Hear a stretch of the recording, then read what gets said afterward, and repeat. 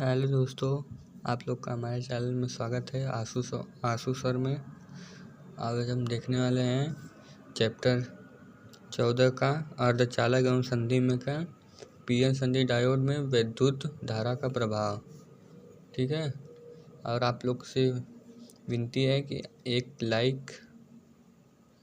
Like ज़रूर ही दे दीजिएगा और सब्सक्राइब भी चैनल को कर लीजिए अगर आप नए हैं तो। ठीक है, तो चलिए देखते हैं क्या होता है कि पहला इसमें दो प्रभाव होते हैं कि अर्ध अभिनत, जैसे को अग्र दिशिक कहते हैं, और दूसरा होता है पश्च अभिनत। तो पहले हम अर्ध अभिनत देख लेते हैं। ठीक है, तो अग्र अभिनत क्या होता है कि जब किसी बैटरी के धन सिरे को पीएन संधि डायोड में, तो क्या कर रहा है, जब किसी बैटरी के, तो क्या कर रहा है कि जब किसी पीएन संधि में, तो ये दोनों क्या है, जो हम बताए थे पीएन संधि की दोनों अर्धचालकों में पी क्षेत्र एन क्षेत्र को जोड़ने वाले विधि को पीएन संधि कहते हैं। ये क्या है, पीएन संधि। तो क्या कह रहा है कि जब किसी बैटरी के धन सिरे को पीएन संधि डायोड के पी क्षेत्र से, तो क्या है, पीएन संधि है, इसके पी क्षेत्र को धन सिरा के साथ, ठीक है, और ऋण सिरे के साथ, पीएन को ऋण सिरे के साथ। तो वही लिखा है ना कि जब किसी बैटरी के धन सिरे को पीएन संधि के पी क्षेत्र के साथ तथा एन ऋण सिरे को एन क्षेत्र के साथ जोड़ देते हैं तो इससे अग्र अभिनत करते हैं। तो मतलब जो ये स्थिति बन रहा है ना, ये जोड़ने पे जो स्थिति बन रहा है ये अग्र अभिनत हो गया है। ठीक है, अब क्या लिखेंगे, अब लिखेंगे कि अग्र अभिनत की स्थिति में, ये जो स्थिति है इसकी स्थिति में अब क्या होगा कि पी क्षेत्र में उपस्थित कोटर, तो ये पी क्षेत्र है ना, तो ये क्या है, कोटर है, ये कोटर है। बहुत कितने होंगे नहीं पता है, बस हम मतलब बना दे रहे हैं, ये इतना है समझाने के लिए। ये पी क्षेत्र में कोटर होते हैं। ठीक है, पी क्षेत्र में कोटर तथा एन क्षेत्र में उपस्थित इलेक्ट्रॉन संधि की ओर चलने लगते हैं और संधि से होकर आवेश वाहक का वितरण होने लगता है। मतलब कहना क्या है कि इसमें जो कोटर होते हैं और इसमें जो इलेक्ट्रॉन होते हैं ये संधि की तरफ होते हैं। तीर बता रहा है ना कि ये संधि की तरफ आ रहा है, ये संधि की तरफ मिल रहे हैं। और यहाँ से देखिए ये प्लस है, तो प्लस वाला संधि कोटर माइनस के साथ जा रहा है और ये दोनों इसी का वितरण हो रहा है, यहाँ से लेकर यहाँ तक वितरण कर दिए। फिर कहेंगे कि और संधि पार करके ये आपस में संयोग करते हैं। मतलब ये इधर से मिल जाएगा, इधर से मिल जाएगा, उनका संयोग हो जाएगा, मतलब दोनों एक साथ मिल जाएंगे। तो यही स्थिति क्या कहलाएगी, अग्र अभिनत। पीएन संधि डायोड में अग्र अभिनत ये 3 नंबर में आता है। ये दोनों देगा तो 5 नंबर में आएगा, लेकिन केवल अगर यदि बस अग्र अभिनत पूछेगा तो 3 नंबर में देगा, और अभिनत तथा पश्च अभिनत पूछेगा या इसी को उत्क्रम अभिनत या पश्च दिशिक भी कहते हैं। ठीक है, इसको एक बार देख लीजिए पहले वाले को। अब देख लेते हैं हम दूसरा वाला। तो पश्च अभिनत क्या होता है कि उत्क्रम अभिनत या पश्च अभिनत इसको कहते हैं कि जब पीएन संधि के पी क्षेत्र को बाह्य विद्युत बैटरी से, ये बैटरी है ना, ये बैटरी है, इसमें बैटरी है, इसका जो धन सिरा है इसके साथ पीएन के साथ ला, लेकिन इसमें उल्टा हो जाएगा, इसका ऋण सिरा पी क्षेत्र के साथ जुड़ जाएगा। तो क्या कर रहा है कि बैटरी के ऋण सिरे को पीएन संधि के पी क्षेत्र से तथा एन सिरे को धन सिरे के साथ जोड़ देते हैं और इस संधि में पश्च दिशिक कहते हैं। इस पूरे प्रक्रिया को पश्च दिशिक कहेंगे। इस स्थिति में पी क्षेत्र में उपस्थित जो कोटर होते हैं, ये कोटर हैं, ये कहेंगे, तथा एन क्षेत्र में उपस्थित इलेक्ट्रॉन, ये इलेक्ट्रॉन है। ये बिंदु वाला जो ये अगर यदि ये ऐसे रहता है तो ये कोटर हो जाते हैं, यदि ये ऐसे है तो ये क्या हो जाएंगे, इलेक्ट्रॉन। ठीक है, लिख देते हैं कोटर, इलेक्ट्रॉन। ठीक है, इलेक्ट्रॉन हो गए। तो क्या कर रहा है कि जब दोनों पी क्षेत्र कोटर तथा एन क्षेत्र में इलेक्ट्रॉन संधि से दूर हट जाते हैं, संधि से दूर है, ये दूर हट जाते हैं तथा ये कभी भी संधि के समीप संयोग नहीं कर सकते। इस प्रकार डायनमो में बहुसंख्यक आवेशों के कारण धारा का प्रवाह नहीं होता है। मतलब ये इनके प्रवाह से ये दूर चला जाएगा, ये दूर चला जाएगा और इनका संयोग नहीं होगा तो प्लस माइनस नहीं मिलेंगे, ऐसा धारा का प्रवाह नहीं होगा। ठीक है, ये देख लीजिए, यही है, स्क्रीनशॉट कर लीजिए एक बार। ठीक है, अब हम देख लेते हैं, ये जो क्वेश्चन है पूरे के पूरे 5 अंक में आता है। ठीक है, कहेगा पीएन संधि डायोड का उपयोग करते हुए अर्ध तरंग दृष्टिकाओं का परिपथ आरेख सहित क्रियाविधि लिखिए। ठीक है, पीएन संधि डायोड का क्या करना है, प्रयोग करते हुए इसका अर्ध तरंग दृष्टिकाओं के परिपथ आरेख खींचिए।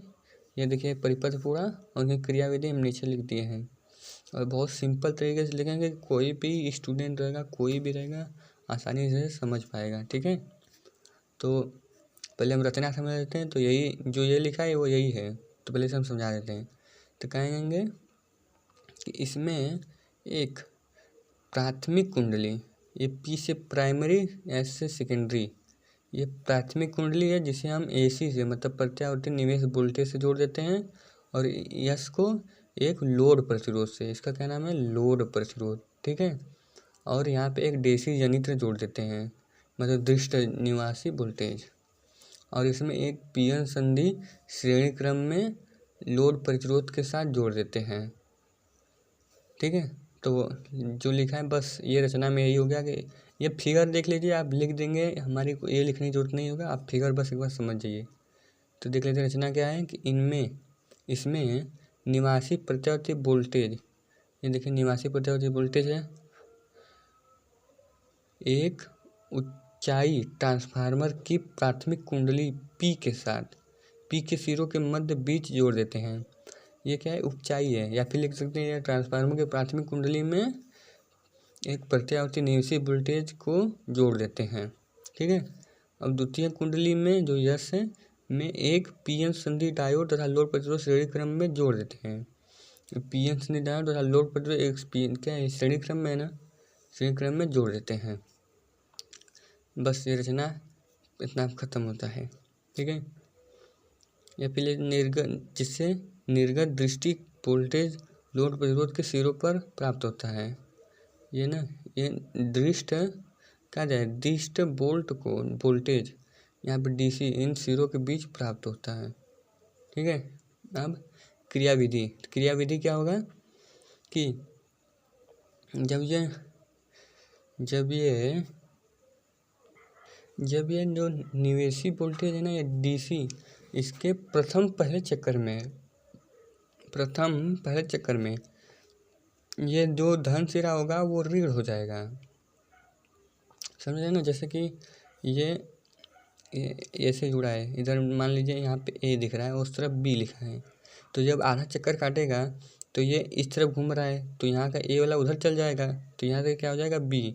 तो वही है, जब ये आधा चक्कर काटेगा यहाँ का इसका धन जो पी है, धन सिरा इसके ऋण सिरे के साथ हो जाएगा, और दूसरे चक्कर में इसका ऋण सिरा इसके धन सिरे के साथ हो जाएगा, जिससे धारा सी से डी की तरह लोड प्रतिरोध में प्राप्त हो जाएगी। ठीक है, तो चलिए समझते क्या है कि निवेशी वोल्टेज के पहले आधा चक्कर में ट्रांसफार्मर की द्वितीय कुंडली में का ए सिरा है, जो ए वाला सिरा है, ये क्या हो जाएगा, बी के सापेक्ष, इसके सापेक्ष, मतलब इस सिरे के सापेक्ष, इससे क्या हो जाएगा, धनात्मक हो जाता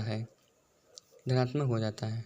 तो संधि डायोड का पी क्षेत्र धनात्मक हो जाता है और एन क्षेत्र ऋणात्मक हो जाता है। जब इसके सापेक्ष जब ये धन हो जाएगा तो पी ए संधि धन हो जाएगा और एन ऋण हो जाएगा, और इस दशा में क्या करते हैं, इसको अग्र अभिनत कहते हैं। ठीक है, तो आगे लिखेंगे जिसके कारण अग्र अभिनत की दशा हो जाती है, अतः इससे धारा का प्रवाह होने लगता है। इस दशा में लोड प्रतिरोध RL में, ये लोड प्रतिरोध है RL, RL में धारा C से D की ओर बहने लगती है या चलने लगती है, प्रवाहित होती है। लेकिन निवेशी बोल्ट के दूसरे चक्कर में जब ट्रांसफार्मर की द्वितीय कुंडली का A सिरा B के सापेक्ष जिसका A सिरा B के सापेक्ष क्या होगा, ऋणात्मक हो जाएगा, तो P क्षेत्र ऋणात्मक तथा N क्षेत्र धनात्मक हो जाता है। इस दशा में इसको क्या कहते हैं, पक्ष अभिनत कहते हैं। इस दशा में धारा प्रवाहित नहीं होती है और लोड प्रतिरोध में धारा शून्य रहती है। इस प्रकार लोड प्रतिरोध RL में धारा निवेशी वोल्टेज के पहले आधे चक्कर में ही C से D की ओर प्रवाहित होती है। ठीक है, ये इतना लिखेंगे तो आपको जाके पूरे 5 अंक मिलेंगे। और दूसरा इसी का इससे भी 5 अंक आते हैं। पीएन संधि डायोड के पूर्ण तरंग दृष्टिकाओं को समझाइए। अर्ध तरंग दृष्टिकाओं का मतलब कि बस आधे चक्कर में वो प्रक्रिया खत्म हो जाए। पूर्ण का मतलब ये दोनों बार चक्कर करें, मतलब एक आधा ये इसका मतलब पूर्ण हो जाए। तो ये चित्र है, ये पहले चित्र समझाते हैं, रचना फिर हम बताएंगे। तो इसमें प्राथमिक औपचारिक कुंडली में एक प्रत्यावर्ती निवेशी वोल्टेज जोड़ देते हैं। तो ये तो फिक्स है जो जानते हैं। ये द्वितीय कुंडली में क्या होगा, द्वितीय कुंडली में श्रेणी क्रम में 2 D1 या D2 या PN संधि को जोड़ देते हैं तथा इसके कुंडली के केंद्र से और N क्षेत्र में, ये P क्षेत्र होगा ना, देखिए ये इसका जो बना था ये P क्षेत्र है और ये N क्षेत्र है। तो जो N क्षेत्र में इसका जो ये N क्षेत्र है, दोनों N क्षेत्र है और कुंडली के केंद्र से इसे जोड़ देते हैं। एक लोड प्रतिरोध और लोड प्रतिरोध में क्या आता है, निवेशी वोल्टेज DC जुड़ा होता है। ठीक है, ये रचना समझ गए तो वही लिखेंगे हम आगे। ठीक है, पहले एक बार इसे स्क्रीनशॉट कर लीजिए। हो गया, अब इसे भी कर लीजिए, ये भी आधा है। चलिए ठीक है, अब हम देखते हैं आगे की इसकी पीएन संधि डायोड के पूर्ण अनुजाओं में समझाएंगे अब कैसे क्या होगा। ठीक है,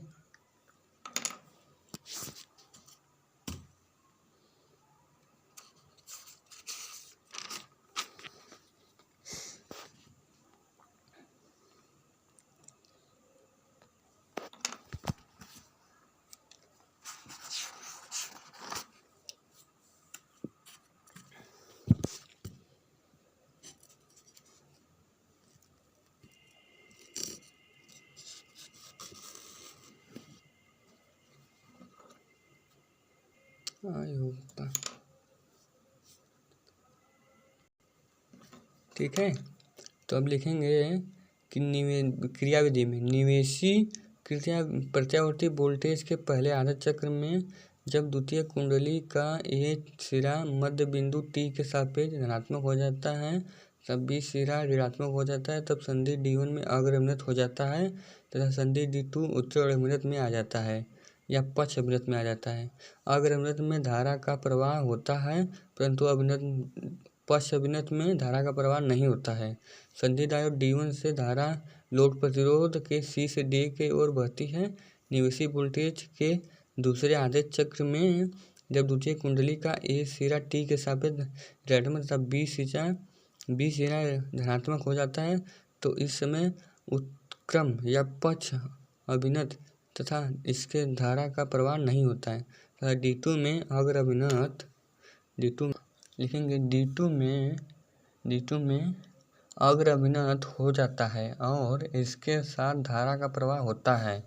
डायनमो D2 में धारा का लोड प्रतिरोध RL में पुनः C से D की ओर प्रवाहित होता है। इस प्रकार दोनों डायोड चालन की स्थिति में हो जाते हैं। ठीक है, स्क्रीनशॉट कर लीजिए आप।